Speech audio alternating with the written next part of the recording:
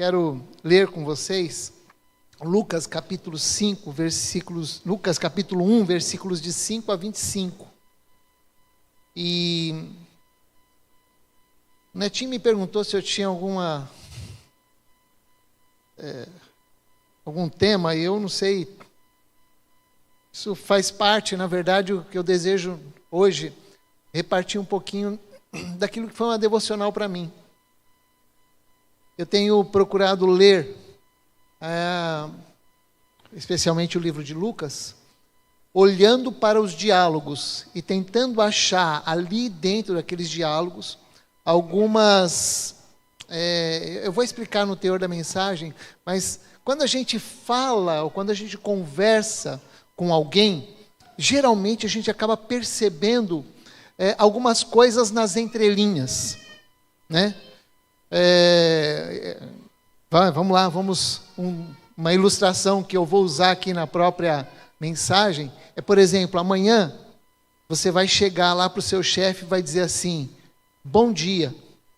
Ele vai te responder bom dia, mas a forma com que ele te respondeu bom dia, você vai perceber nas entrelinhas se você vai ou não pedir aquele aumento, se você vai ou não pedir para sair mais cedo, se você vai ou não falar alguma coisa para ele. Por quê? Porque o bom dia dele, nas entrelinhas, tem alguma coisa. E eu estou tentando olhar para os textos da palavra, tentando achar, assim, algumas coisas nas entrelinhas. Eu não sei se eu vou conseguir, mas eu queria compartilhar com vocês alguns propósitos de Deus que estão nesse texto. E aí nós vamos passar, como eu disse, foi uma devocional, e eu queria compartilhar com vocês. E é tão devocional que nós vamos ler de 5 a 25, mas eu vou começar a pregar do 1 até o versículo 25, tá bom? Diz assim, Lucas 1, de 5 a 25. Nos dias de Herodes, rei da Judeia, houve um sacerdote chamado Zacarias, do turno de Abias. A mulher dele era das filhas de Arão e se chamava Isabel.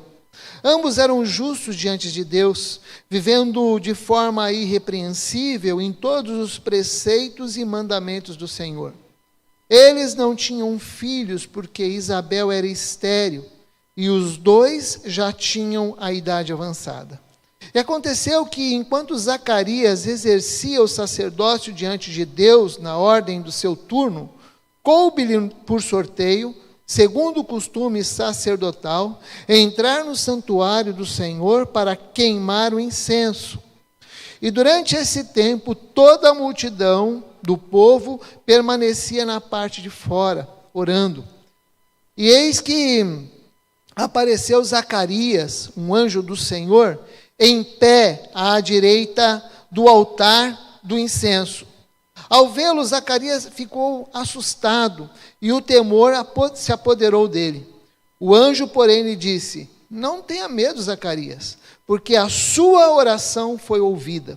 Isabel, sua esposa, dará à luz a um filho, a quem você dará o nome de João.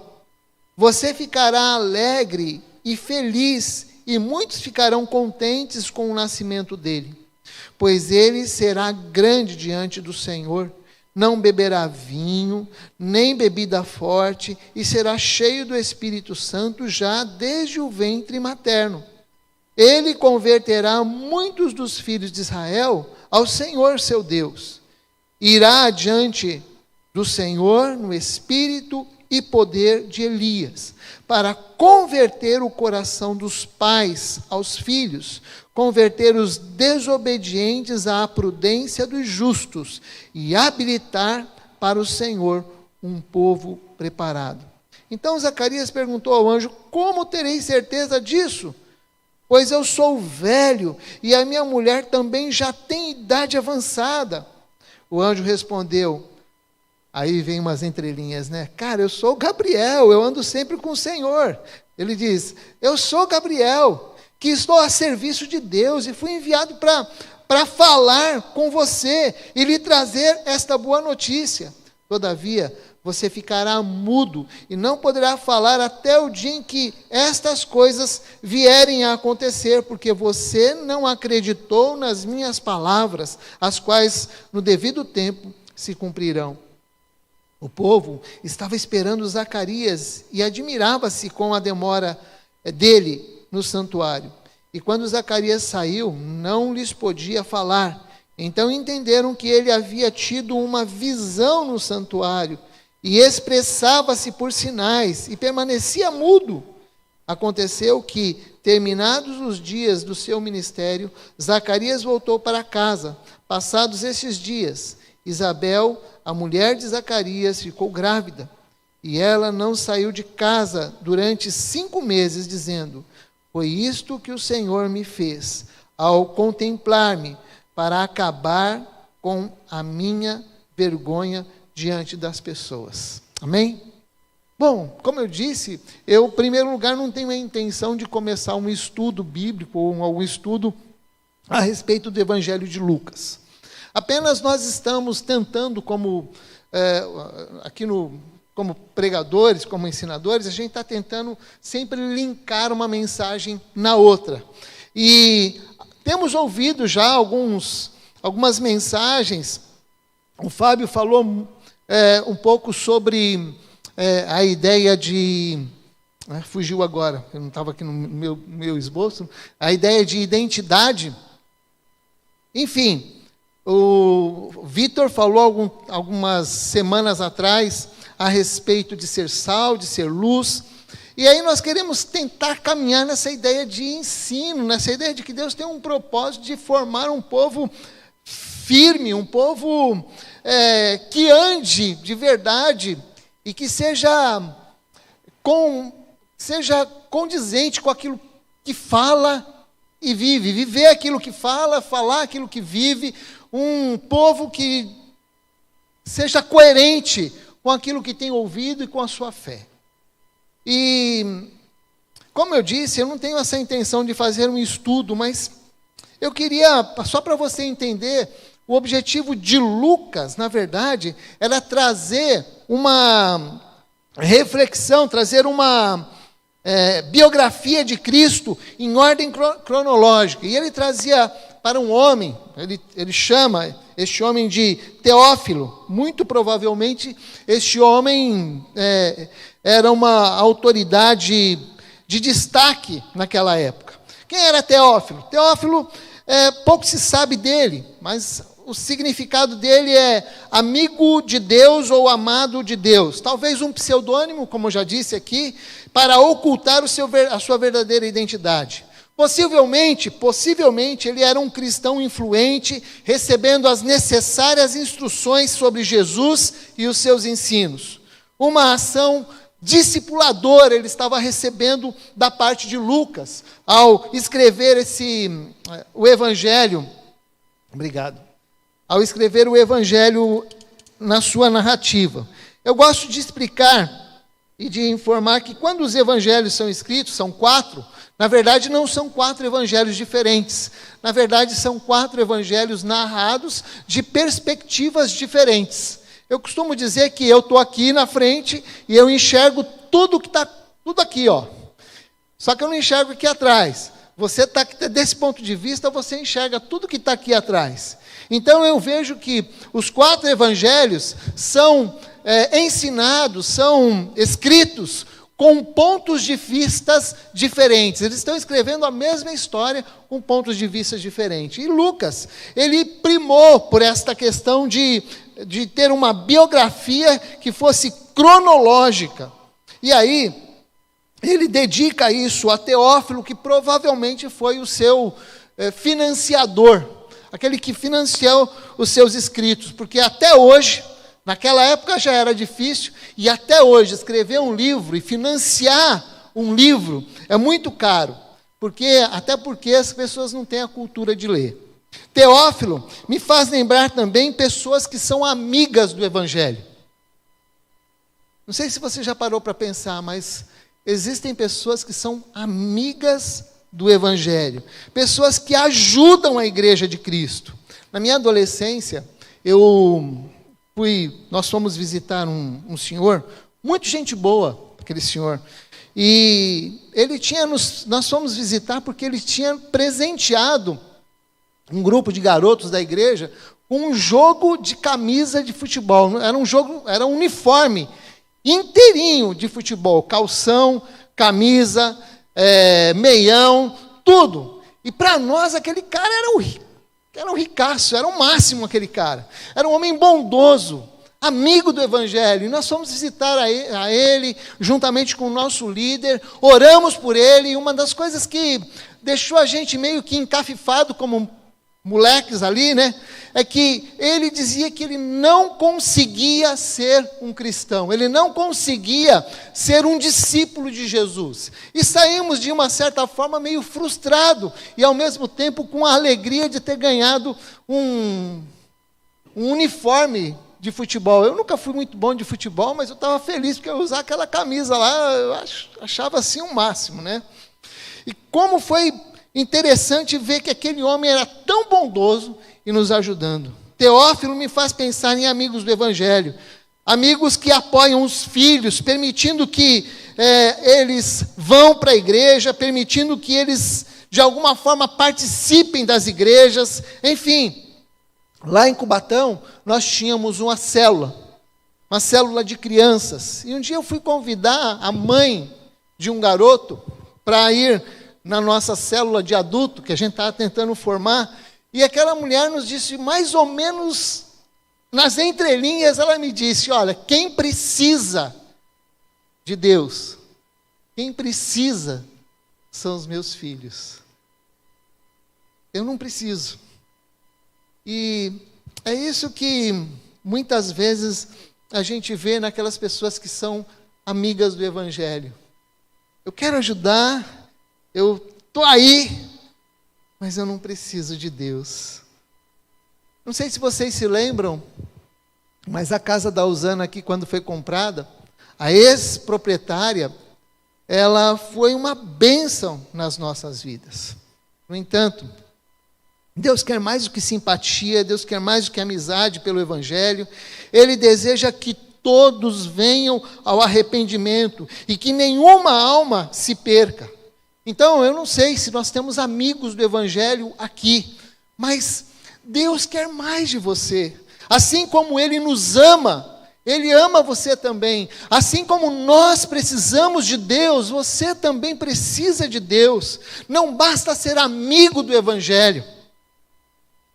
Mas, Teófilo, na verdade, nós não conhecemos exatamente quem era Teófilo. Ele poderia ser um romano, um romano de influência, um cristão romano de influência que poderia ajudar a amenizar a hostilização do Evangelho.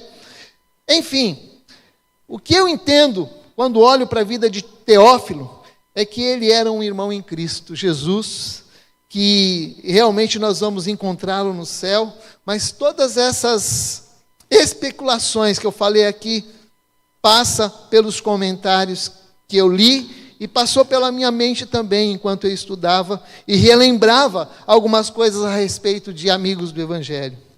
Mas a narrativa que Lucas começa a usar como ponto de partida é justamente a visão ou o anúncio do nascimento de João Batista. A primeira narrativa, então, é essa. E Lucas, como disse, ele tem essa grande preocupação de narrar a história de maneira cronológica. E aí ele resolve falar, então, sobre João Batista, sobre o nascimento de João Batista. João, o nome João tem um significado lindo. Deus é gracioso. Se eu tivesse um filho, eu iria colocar, quer dizer, se a Nilza deixasse também, né? Eu iria colocar o nome de João. Né? A gente sabe que nome a gente tem que escolher junto, né? E eu sou fã do nome João.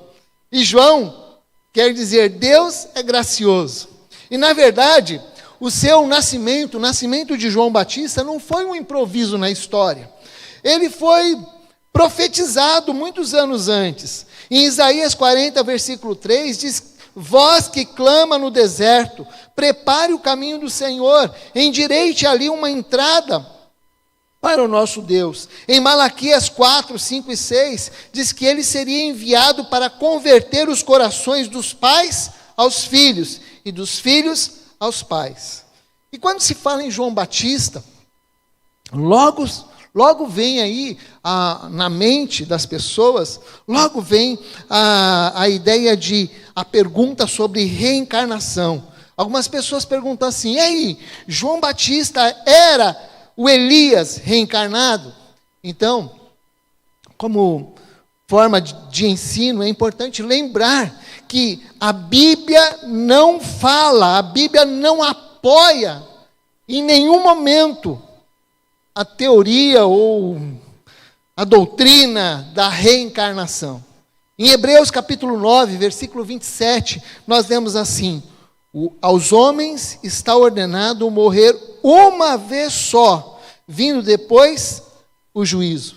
Portanto, a Bíblia rebate o ensino sobre reencarnação. A doutrina essa doutrina ela é divulgada principalmente pelos espíritas.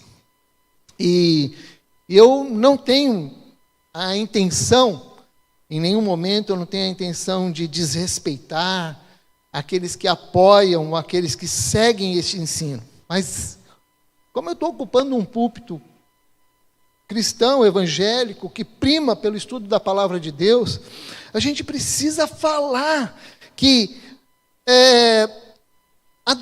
essa doutrina, ou esse ensino, não tem nenhuma base na palavra de Deus. O que tem base na palavra de Deus é a ressurreição. A Bíblia ensina que, se não houver ressurreição dos mortos, a nossa pregação será inútil.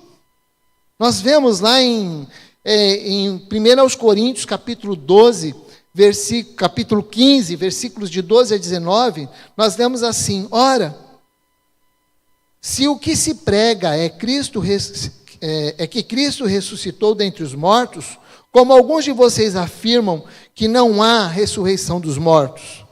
E se não há ressurreição de mortos, então Cristo não ressuscitou. E se Cristo não ressuscitou, é vã a nossa pregação, e é vã a fé que vocês têm.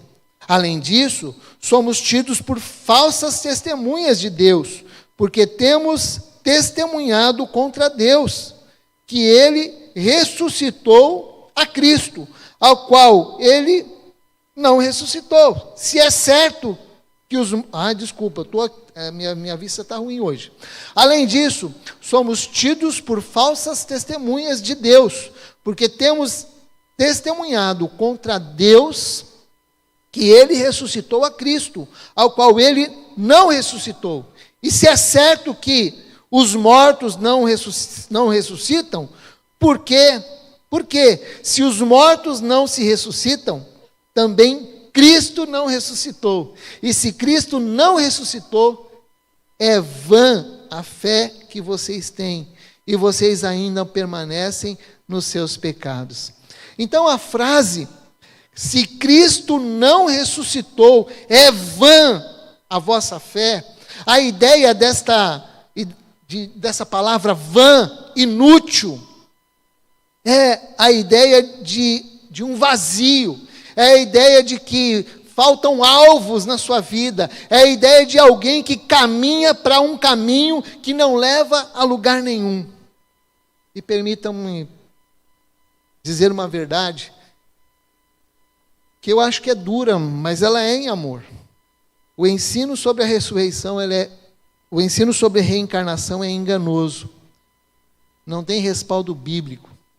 E se me permitem, o ensino sobre reencarnação é infernal. É até bonito, se você parar para pensar, a doutrina, o ensino sobre até bonito, né? Falar que o cara vai lá, morre, para melhorar um pouquinho, vai lá, melhorar um pouquinho. Parece uma questão assim mais justa na cabeça da gente, não parece? Mas é mentira, não é verdade. O ensino é enganoso, não tem respaldo bíblico, não é verdadeiro. A doutrina de reencarnação tem se infiltrado nas convicções de muitos cristãos. E muitos de nós, às vezes, brincamos com isso.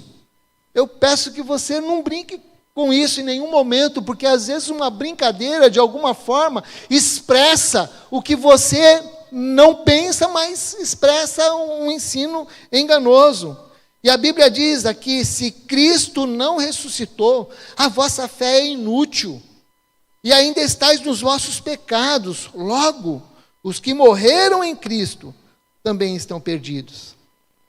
Elias e João Batista foram dois homens de Deus, homens distintos, que viveram em épocas diferentes, mas tiveram estilos semelhantes de ministérios.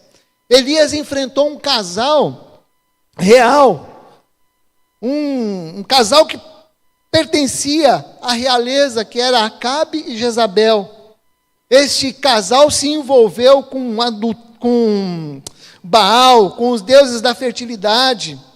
João Batista também enfrentou um rei, Herodes, e a sua esposa ou companheira, Herodias. E era um casamento adúltero, porque Herodias também era casada com Filipe, irmão de Herodes. E assim como Elias, João Batista era duro no seu discurso. E o discurso de João Batista predominante era esse: arrependam-se. E eu digo para os irmãos que arrependimento é uma das bases do cristianismo. Não existe cristianismo sem arrependimento. Se esta palavra não faz parte do nosso vocabulário, tem alguma coisa errada em tudo isso. Porque cada um de nós precisamos nos arrepender. Claro, nós nos arrependemos diante do Senhor, reconhecendo que Ele é Senhor e Salvador de nossas vidas, nos arrependemos dos nossos pecados, mas a cada dia, quando nos apresentamos diante do Senhor, precisamos nos apresentar de maneira contrita e dispostos a nos acertarmos com Deus, e se necessário for, a nos arrependermos, a deixar o caminho errado e tomar o caminho certo. Elias e João caminharam no poder do Espírito Santo e denunciaram o pecado. Sabe por que João Batista foi degolado e a sua cabeça foi colocada numa bandeja de prata? Porque quando ele estava perto, quando ele estava preso, ali, ele gritava ou proclamava, dizendo assim: Herodes, você está em adultério com Herodias. Já pensou um cara gritando isso para um rei? E existem mensagens que custam muito caro. Esta custou a cabeça de João Batista. E eu fiquei pensando, porque muitas vezes eu tenho receio de nadar contra a maré. Eu não sei se acontece isso com você, mas muitas vezes a gente tem receio de ir contrário. Alguém fala alguma coisa e você, às vezes, a gente fica quieto, às vezes, para não machucar, para não magoar. Eu tenho um colega que trabalha comigo, ele é espírita, e nós sempre conversamos. Ele fuma o cigarrinho dele, enquanto ele fuma o cigarrinho dele, eu converso com ele lá, e a gente vai conversando. Então, se vocês me virem lá na porta do meu trabalho, eu não estou fumando não, viu? Só estou com ele lá, conversando, tá? E aí ele fuma, e a gente vai batendo um papo, e assim, o nosso papo nunca, aquele papo meio patropi, nunca vai para frente, né? Mas vai. E quando a gente fala sobre essa questão, ele diz: eu sou cristão. Eu digo: cara, eu não consigo conviver com essa verdade, porque você se diz, você crê nessa questão de reencarnação, e nós cremos na ressurreição. Não dá para a gente caminhar junto nessa coisa. E aí a gente vai... ele não se dá por satisfeito, eu também não me dou por satisfeito, e ele acaba com o cigarro dele, a gente acaba o assunto, mas a gente vai jogando a semente ali. Sabe, meus irmãos, a gente precisa às vezes se posicionar em algumas coisas. E esse posicionamento muitas vezes custa caro para a gente. João Batista se posicionou e ficou caro. Pensa num cara que tinha 30 anos e terminou sem cabeça, mas não abriu mão da palavra que Deus tinha colocado no seu coração. E a narrativa continua, porque Zacarias, ele era um sacerdote cheio do Espírito Santo de Deus. Ele, a sua esposa Isabel, eram justos, irrepreensíveis, eram pecadores sim, mas eles procuravam andar corretamente nos preceitos da palavra de Deus. Lá em 1 Crônicas, capítulo 24, aparece lá uma normatização sobre o serviço dos sacerdotes. E Davi foi o responsável por essa normatização. E os sacerdotes, eles eram distribuídos em 24 grupos. Estes grupos serviam semanalmente. Então, uma vez por semana, um grupo destes 24 servia. De forma que, cerca de 2 vezes por ano, esses grupos, geralmente feitos por famílias de sacerdotes, estes grupos, então, serviam no templo 2 vezes ao ano. Há um comentário da Brodmann, que diz, eu não sei se é essa pronúncia, né? Brodmann, informa que, naquela época, existiam cerca de 20 mil sacerdotes, e semanalmente, centenas de sacerdotes serviam no templo. E apenas uma vez na vida, uma vez por ano, uma vez no ano na vida, um sacerdote poderia entrar e oferecer incenso. E coube então para Zacarias o privilégio de entrar no interior do templo, de queimar incenso, uma coisa que acontecia por sorteio. Muitos sacerdotes provavelmente não foram contemplados com isso, porque eram muitos, mas ele teve o privilégio de entrar no templo, de acender o incenso, de oferecer adoração ao Senhor, de interceder por aquele povo. Mas o que me chama a atenção na vida de Zacarias não é o fato dele ter entrado ali naquele momento. O que me chama a atenção na vida dele é que, independente dele estar ali ou não, o texto diz que Zacarias era um homem cheio do Espírito Santo de Deus e um homem irrepreensível. Meus irmãos, esse é o nosso alvo, de pedirmos para que o Espírito Santo encha a nossa vida e conduza a nossa vida. E isso custa caro, porque lá em Lucas capítulo 9, nós vemos que se alguém quer vir após mim, negue-se a si mesmo, tome cada dia a sua cruz e siga-me. Isto implica muitas vezes em abrir mão de algumas coisas. Irmãos queridos, independente de ser ou não escalado para fazer algo na obra de Deus, nós precisamos nos preocupar com a nossa integridade, com a integridade em nossas vidas, integridade no nosso trabalho, integridade no casamento, integridade na escola, integridade nos negócios. Não é porque você vai participar da ceia do Senhor na semana que vem, que os seus cuidados com o pecado, com a integridade, vão se intensificar naquela semana. Algumas igrejas têm o hábito de ter certinho, né? Todo mês celebram a ceia. Já nos perguntaram aqui, alguém já me perguntou assim, vocês não celebram a ceia? Não, a gente celebra. Só que a gente não tem dia certo para celebrar, não. A gente evita avisar isso. Sabe por quê? Porque a gente entende que o cristão tem que zelar pela sua integridade, tem que zelar pela sua vida espiritual todos os dias, não só na semana que vai participar da ceia. E olha, é verdade, viu? Tem algumas famílias que as crianças ficavam até felizes quando tinha a celebração da ceia na semana que vem, porque o pai nem batia, a mãe não batia, a mãe não gritava, a mãe não... beleza, vai ter ceia semana que vem.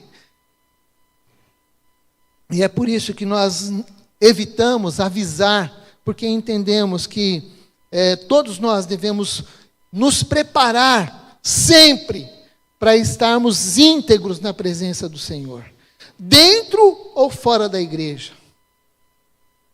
Seja íntegro. Talvez você diga assim, mas o governo é injusto. Ele é injusto, mas a palavra de Deus nos diz, dai a César o que é de César, dai a Deus o que é de Deus.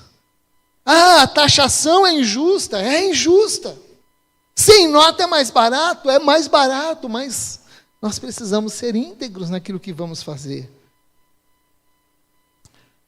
Ainda tantas coisas, mas nós precisamos entender que não é fácil, mas nós somos chamados para ser íntegros. E Zacarias, quando entrou ali no templo, para fazer aquele trabalho especial de intercessão pelo povo, de orar pelo povo, ele entra não apenas porque estava numa escala, mas ele entra porque o Senhor também se agradava daquele homem. E as horas foram passando, o povo estava preocupado, o povo conhecia a história, E sabe-se que, às vezes, algumas pessoas que entraram naquele lugar sagrado, alguns saíram mortos e outros saíram até lesados. Talvez eles tenham lembrado, por exemplo, de Nadab e Abiú, que entraram na presença do Senhor como sacerdotes e foram fulminados no interior do templo, porque eles ofereceram fogo estranho. Rei Uzias entrou por conta própria no templo para queimar incenso e ficou leproso. Está lá em 2 Crônicas 26, de 16 a 21. Então a demora de Zacarias, que estava tendo uma visão, gerou uma preocupação no povo que orava do lado de fora. E Zacarias então recebeu a visita de Gabriel. Gabriel é o homem de Deus, o poderoso de Deus. Anjos são seres celestiais, estão a serviço de Deus. Anjos não foram dados para que a gente interceda, para que interceda por nós, ou para que a gente peça alguma coisa para eles. Anjos são essencialmente mensageiros de Deus.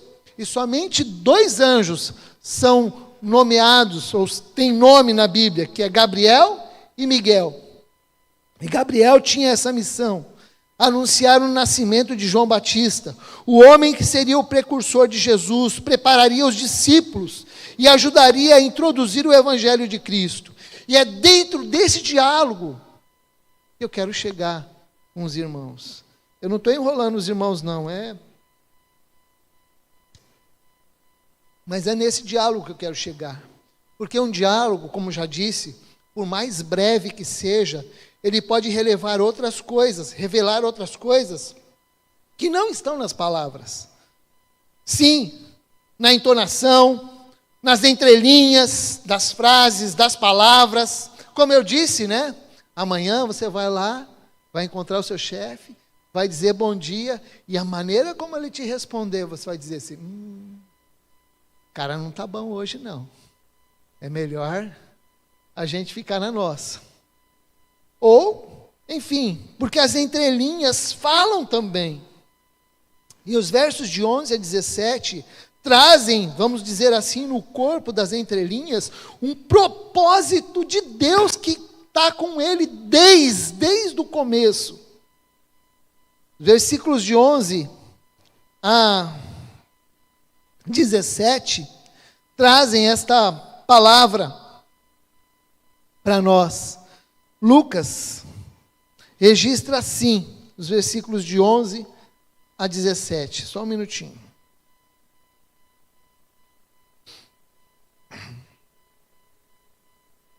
E eis que apareceu a Zacarias um anjo do Senhor, e em pé à direita do altar do incenso. Ao vê-lo, Zacarias ficou assustado, e o temor se apoderou dele. O anjo, porém, lhe disse: não tenha medo, Zacarias, porque a sua oração foi ouvida. A oração que Zacarias fazia naquele momento, muito provavelmente, era uma oração intercessória a respeito do povo. Havia esperança do Messias. E ele então recebe esta informação: a sua oração foi ouvida. Sim, a sua oração também, talvez ele já em avançado idade, talvez já teria parado de fazer a oração de pedir um filho, mas aquela oração também havia sido ouvida. Isabel, sua esposa, dará à luz a um filho, a quem você dará o nome de João. Você ficará alegre e feliz, e muitos ficarão contentes com o nascimento dele, pois ele será grande diante do Senhor. Não beberá vinho, nem bebida forte, será cheio do Espírito Santo, já desde o ventre materno. E ele converterá muitos dos filhos de Israel ao Senhor seu Deus.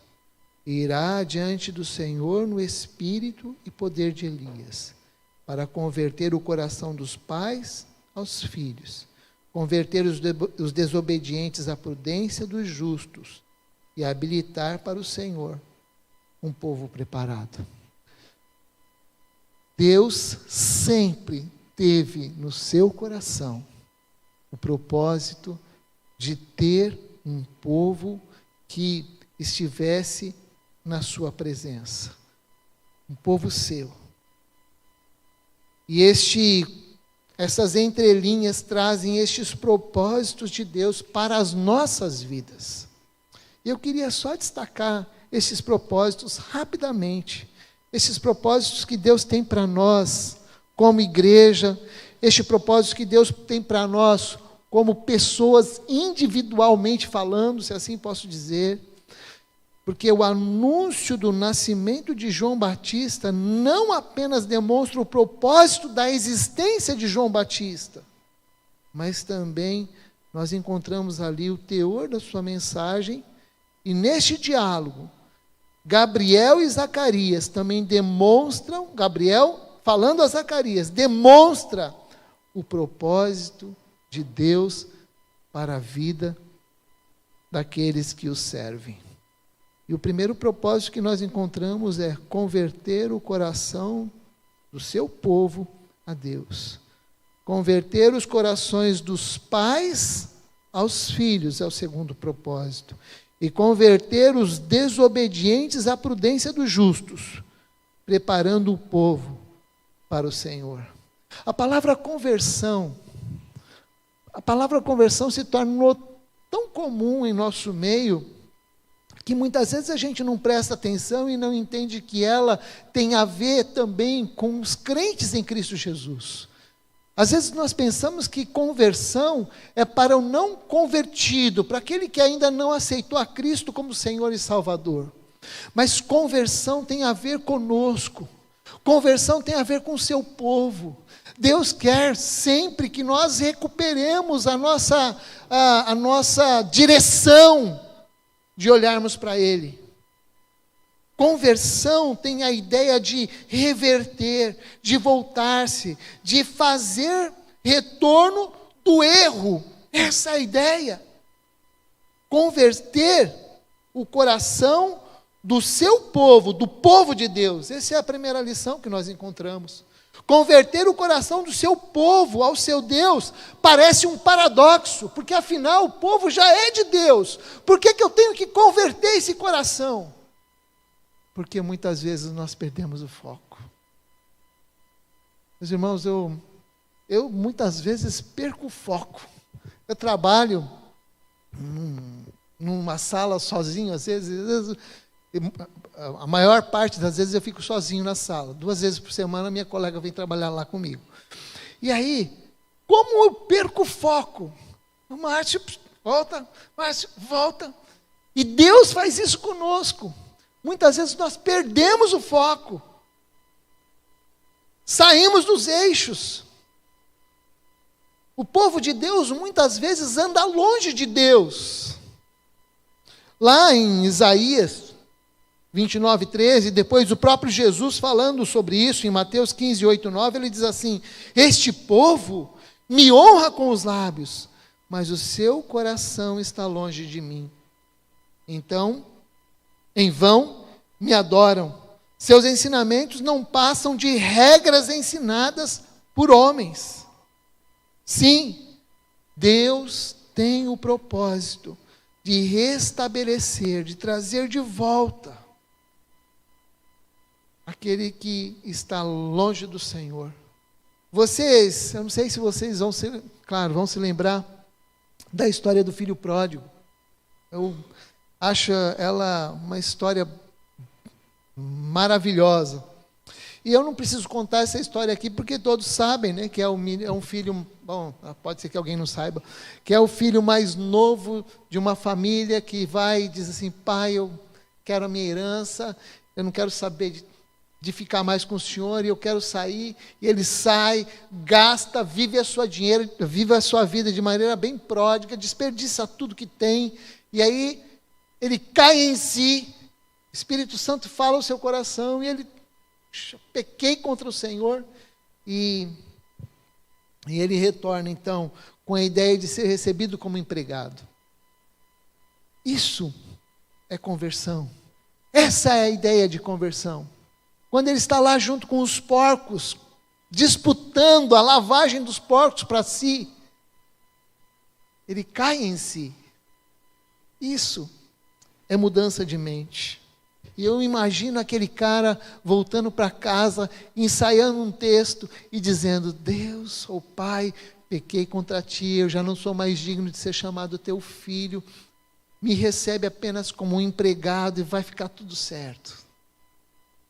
Há um autor, o nome dele é Estênio Márcios, ele fez uma linda canção, porque na verdade ele retrata também não só o filho arrependido, mas ele retrata também um Deus que deseja, que almeja que os seus filhos voltem para Ele, se convertam a Ele. E aí uma parte da música diz assim: mas um dia aconteceu e o moço retornou mendigo. O pai depressa correu e abraçou o filho tão querido. Isso é arrependimento. Um dia aconteceu, um moço retornou mendigo. O pai depressa correu e abraçou o filho tão querido. Tragam roupas e anel, calcem logo os seus pés. Milagre! Vinho do melhor tonel, tanta alegria em mim não cabe. E aí ele descreve o amor de Deus em relação a nós, o amor de Deus que nos espera, que há uma expectativa de arrependimento, de conversão. Ele diz: o seu amor é tão forte, mais que o inferno e a morte. São torrentes que arrebatam o chão, mais fácil secar os mares. Apagar a estrela Antares. A estrela Antares é uma estrela maior que o céu, maior que o sol, que arrancar o amor do seu coração. Deus nos ama e Ele torce por nós. Ele deseja que nós nos convertamos, Ele deseja que nós nos voltemos para Ele. E tudo que Ele quer fazer não é nos agredir, mas que nós nos voltemos para Ele. Deus não tem a intenção de nos agredir. Ele nos criou para que nós tivéssemos comunhão com Ele. É isso que Ele quer de nós. Se você é meio quietão, Deus não vai querer te fazer ficar mais falastrão. Se você é uma pessoa que, sei lá, mais na sua, Deus vai usar você mais na sua mesmo. Ou se Ele precisar transformar alguma coisa, Ele vai fazer. Mas eu creio num Deus que não nos agride. Eu creio num Deus que usa as nossas habilidades. Deus o ama, Ele quer a nossa conversão. A necessidade de conversão não é apenas para quem ainda não recebeu a Cristo como Senhor e Salvador. A conversão também é propósito de Deus para aqueles que o receberam, que se desviaram dos seus projetos, com os seus projetos de vida, que as suas mentes se desviaram do Senhor, seus corações se desviaram de Deus. Deus quer de nós a nossa conversão. Eu já falei várias vezes aqui, eu me afastei de Deus, sem me afastar da igreja. Eu era um rato de igreja. Sabe o que é rato? Bom, sabe, rato você sabe o que é, né? Eu vivia intocado na igreja. Tudo quanto era programação, eu estava lá, mas estava afastado de Deus. Até o dia que Deus falou ao meu coração. E olha, eu creio num Deus que em algum momento, me permitam a expressão, em algum momento o Espírito Santo nos pega. Eu não gosto muito dela, mas é só para você entender. Em algum momento o Espírito Santo fala ao nosso coração. Segundo lugar, ele também fala sobre a questão de converter o coração dos pais aos filhos. Isso mostra que o propósito de Deus para as nossas famílias permanece ainda intacto. Ele deseja famílias que o amem, famílias que caminhem nos seus caminhos. Ele deseja aquilo que está em Deuteronômio, lá, se não me falha a memória, capítulo 6, que diz que nós devemos sair, ensinar, falar aos nossos filhos de manhã, de tarde, de noite, falar quando estamos no caminho, colocar as coisas nos umbrais da porta. Ele quer uma família que ande, que caminhe no Senhor. Mas ele diz que a mensagem de João Batista iria converter o coração dos pais aos filhos e dos filhos aos pais. Ele fará com que os pais e filhos façam as pazes. É assim que está na Bíblia, na linguagem de hoje. Eu não tinha intenção de falar nada sobre relacionamento familiar nesta noite. Mas esse texto nos induz a isso, nos leva a falar sobre isso.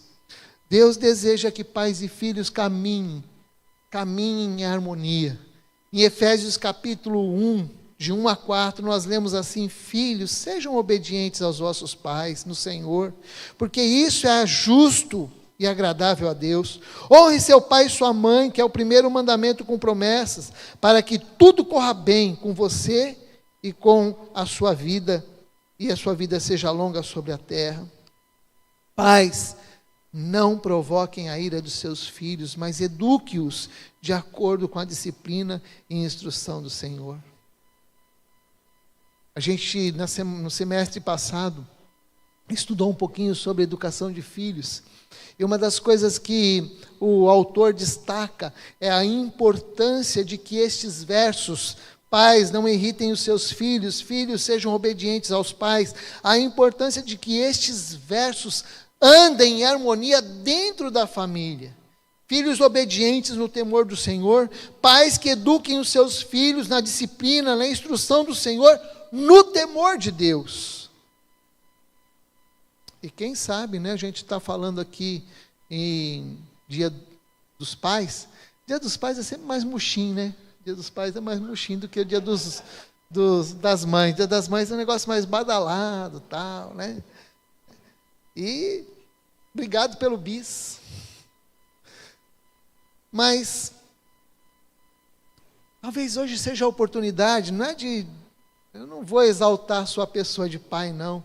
Talvez seja a oportunidade de você conversarem, de vocês se perdoarem. Uma conversa, um bom diálogo em amor pode trazer grandes esclarecimentos, resolver mal entendidos, promover reconciliação. Eu tenho uma lembrança muito forte do meu pai.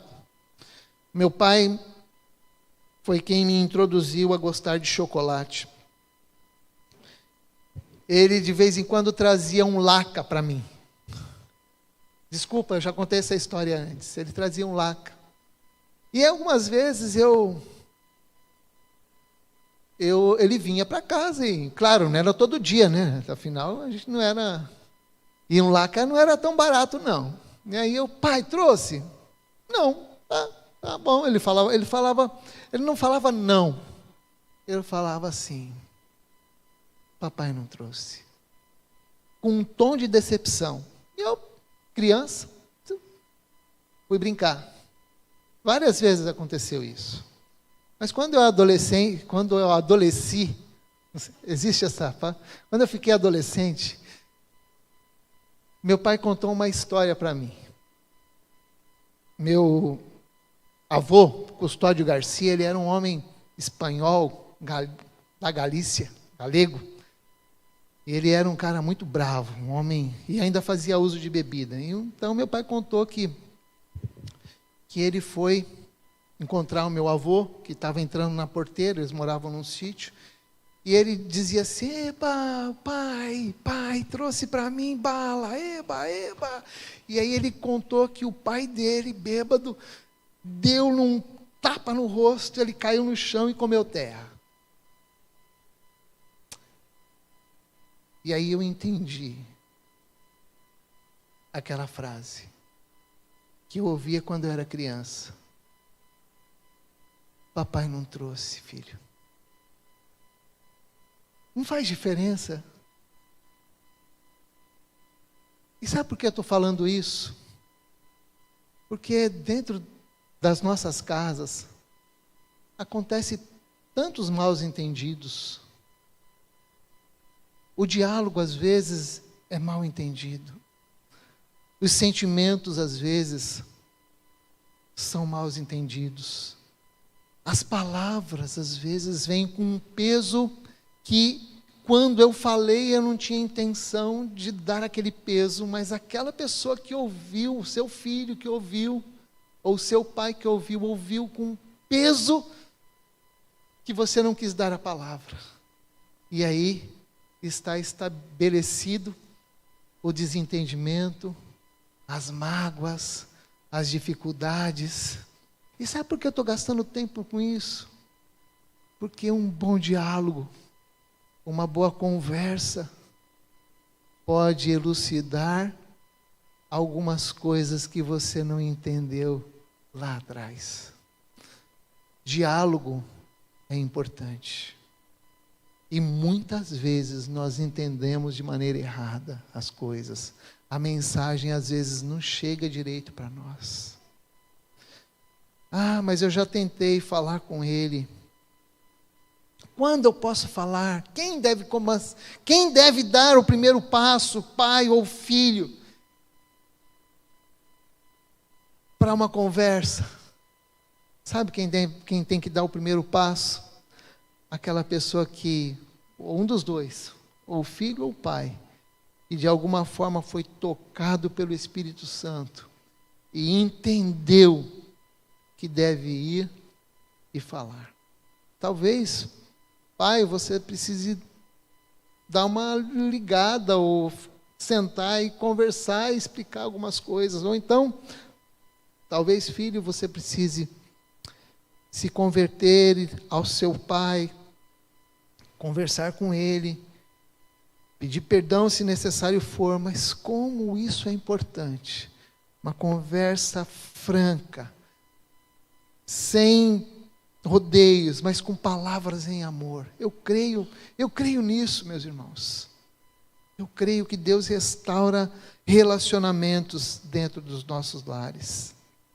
Terceiro lugar, converter os desobedientes à prudência dos justos e preparar um povo para o Senhor. João Batista traria uma mensagem que faria com que os desobedientes voltassem a andar no caminho direito. Deus deseja que sejamos sábios. A Bíblia, King James, diz assim, que Deus deseja fazer voltar o coração dos desobedientes à sabedoria dos justos.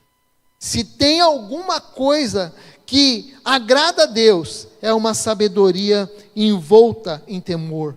Provérbios 1, versículo 7 diz que o temor do Senhor é o princípio do saber, mas os insensatos desprezam a sabedoria e o ensino.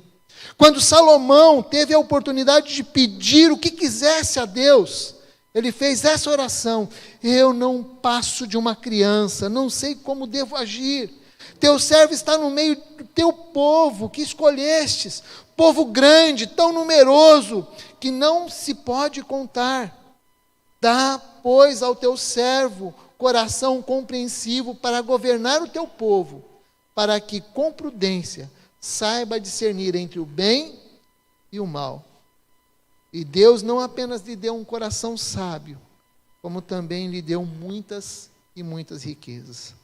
Tiago, capítulo 1, versículo 5 diz: Se você necessita de sabedoria, peça a Deus, que a todos dá com generosidade e sem reprovações. A Ele lhe será concedida. E Jesus mesmo concluiu o sermão do monte, comparando um homem que construiu a sua casa sobre a rocha e o outro que construiu a sua casa sobre a areia. Ouvir e obedecer é como um sábio construtor que constrói a sua casa sobre a rocha. Porque as tempestades, porque os ventos, as enchentes, o alagamento, o caos, todas essas intercorrências caem na vida dos injustos e dos justos. E a garantia de ficar de pé, como diz a palavra, é ouvir e praticar as orientações de Deus. Onde você está construindo a sua casa? Deus quer te dar um coração sábio e Ele se agradará da sua vida, se esta for a sua oração. Eu quero concluir essa palavra, que talvez pareça muito mais uma coxa de retalhos do que... Mas a ideia é, de fato, trazer algumas aplicações do texto. É que o diálogo de Zacarias e Gabriel trouxe estampados alguns propósitos de Deus para as nossas vidas. De que nós convertêssemos o nosso coração ao Senhor. Essa é a essência do propósito de Deus. O coração é o centro dos nossos sentimentos. É ali que estão instaladas as nossas convicções. No coração estão as qualidades, mas também estão os defeitos. No coração está a doçura, mas também está a amargura. No coração está egoísmo, mas também está bondade e altruísmo. E Jesus disse que a boca fala daquilo que o coração está cheio. Onde estiver o seu tesouro, aí estará também o seu coração. Coração duro entristece a Deus. Corações duros deixam Jesus indignado. E se o seu coração tem sido um coração endurecido, mesmo sendo um crente em Cristo Jesus, a palavra de Deus hoje é para você. Provérbios capítulo 23, versículo 26, um versículo que nunca mais vou me esquecer. Dá-me, filho, o teu coração, e os teus olhos observem os meus caminhos. Essa palavra falou muito forte ao meu coração, quando eu estava sem ministério. Estava tendo um ano bem difícil e não estava no ministério. E então, um membro de uma igreja que estava liderando a igreja, o pastor estava de férias, ligou para mim e disse assim: Pastor Márcio, o senhor tem algum compromisso domingo que vem? Eu falei, não. O senhor pode pregar na minha igreja? Falei, posso. E desliguei o telefone. E sabe o que eu disse? Eu tenho vergonha de dizer isso, viu, Jadson? Mas sabe o que eu disse? Depois eu pego um arquivo e prego. PP, saudações. Eu não estava bem, não estava legal. E naquela hora, porque o Espírito Santo fala, viu, gente? Fala. Naquela hora, veio esse versículo no meu coração: Filho meu, dá-me o teu coração. Eu não sabia nem onde estava. Eu estava atrasado, ia trabalhar, sair, mas aquele texto, e pensa nisso, ó, morava em Cubatão, trabalhava no Guarujá, peguei o ônibus, o busão mesmo lá é 1h30 soqueteando ali, passa na Cozipa, pegava o pó da Cozipa, ia para lá, e o texto dizendo: Filho meu, dá-me teu coração, filho meu, dá-me teu coração. Deus quer o seu coração. Deus quer o nosso coração. Porque o nosso coração é ali que estão todas as mazelas, mas é ali também que estão muitas coisas que Deus pode plantar e crescer. Porque nós somos a imagem e semelhança do Senhor. E ainda que o pecado tenha tomado conta de nós, tem alguma coisa ali boa tão boa que Deus olhou para nós e morreu por nós. E gerou vida na nossa vida. Mas a grande verdade, igreja do Senhor, é que Deus quer o nosso coração. E se nós quisermos caminhar em discipulado, se nós quisermos caminhar seguindo a Jesus de verdade, nós precisamos ter o nosso coração aberto, sem medo, e deixar que o Senhor tome conta de nossas vidas, de submeter as nossas ideias, de submeter as nossas convicções diante do Senhor, de submeter diante do Senhor tudo aquilo que Ele precisa mudar. Eu posso dizer para vocês que Deus não tem o propósito de agredir nossas vidas. Jesus disse: eu vim para que tenham vida e a tenham em abundância. E a partir daí, Ele vai te capacitar a ser um homem convertido aos seus filhos, a ser um homem sábio de coração, a ser alguém que caminhe com o Senhor. Igreja querida, nós temos entre as nossas ênfases o ensino, o discipulado, essa é a ideia. Eu venho para esse púlpito aqui com temor, de verdade. Eu